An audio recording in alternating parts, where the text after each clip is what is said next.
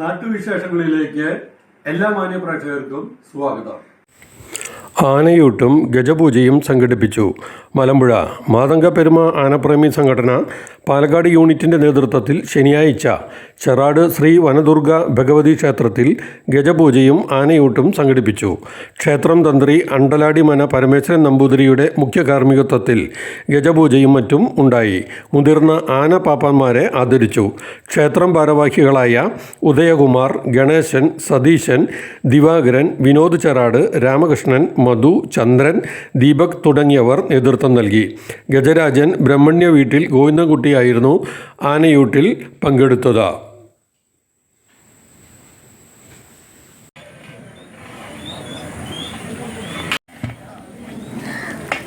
ആനയ്ക്കുണ്ടാക്കുന്ന ഭക്ഷണ രീതികളൊന്ന് പറയാമോ? ആനയ്ക്ക് നമുക്ക് പച്ചരി ഇട്ടിട്ട് വയ്ക്കുക, അതിൽ മഞ്ഞപ്പൊടി വെള്ളവും ചേർക്കും. പച്ചരിയാണ് വയ്ക്കുക? ആ പച്ചരി. അതിൽ പിന്നെ എന്തൊക്കെയാണ്? മഞ്ഞപ്പൊടി ചേർക്കുക, വെള്ളവും ചേർക്കും. പിന്നെ വേറെ മരുന്ന് കൂട്ടാവില്ലതുകൊണ്ട്? മരുന്ന് കൂട്ടം നമ്മൾ വേറെ കൊടുക്കാറുള്ളൂ. ഇതിനോടൊപ്പം കൊടുക്കില്ല? ഇതിനോടൊപ്പമില്ല, അത് വേറെ തനിച്ച് കൊടുക്കാറുള്ളൂ. പിന്നെ പഴമോ പഞ്ചസാര ശർക്കരയോ? അവലും ശർക്കരയും കൂടി ചേർന്നിട്ട് കുഴച്ച് വെച്ചിട്ടുണ്ട്. ബാക്കി പഴം ഫ്രൂട്ട്സുകൾ അവിടെ വെട്ടി വെച്ചിട്ടുണ്ട്. പിന്നെ നമ്മൾ ആയുർവേദ കൂട്ട് വേറെ കൊടുക്കുക, തനിച്ച് കൊടുക്കാറുള്ളൂ. ആനയൂട്ടിൽ അത് കൂട്ടില്ല? അത് വേറെ, അത് കർക്കിടക മാസ ചികിത്സയായിട്ട് സുഖചികിത്സയുടെ ഭാഗമായിട്ടാണ് ചെയ്യുക. അത് വേറെ കൊടുക്കാം, തനിച്ച കോഴിക്കോട്ടും 8 ധാന്യങ്ങൾ ചേർന്നിട്ട് കൊടുക്കാം.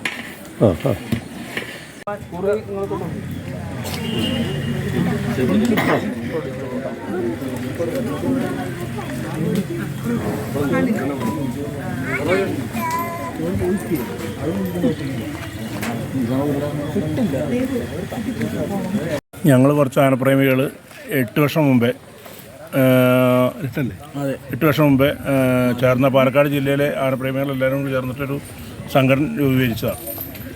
സംസ്ഥാനത്ത് മൊത്തമുണ്ട്. അതിൽ പാലക്കാട് ഡിവിഷനിൽ തുടങ്ങിയിട്ട് 8 വർഷമായി. അതിൽ ഊട്ട് തുടങ്ങിയിട്ട് 5 വർഷമായി. ഓരോ വർഷം ഓരോ അമ്പലങ്ങളിലാണ് പതിവ്.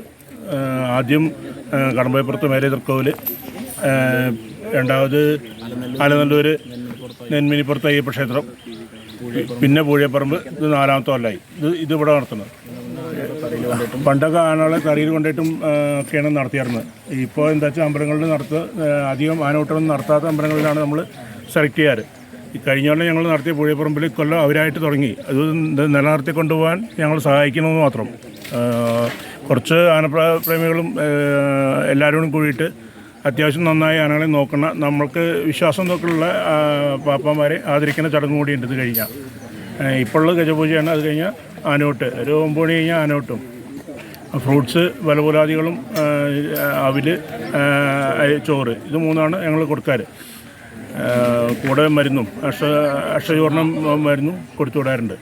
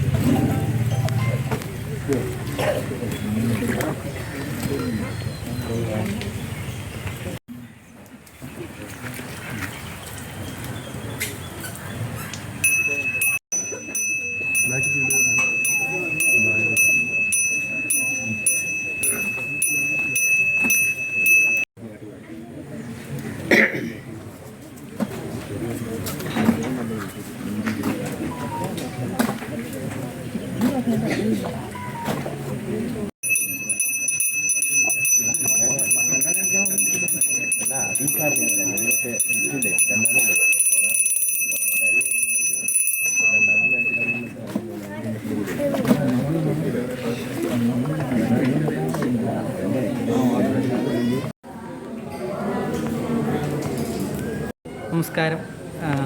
ഞാൻ ക്ഷേത്രം തന്ത്രിയാണ്.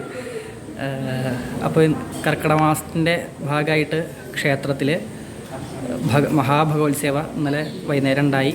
സഹസ്രാമത്തോടു കൂടിയും വേദമന്ത്ര ജപത്തോടു കൂടിയും എല്ലാത്തോടു കൂടിയുള്ളൊരു മഹാഭഗവത്സേവയായിരുന്നു.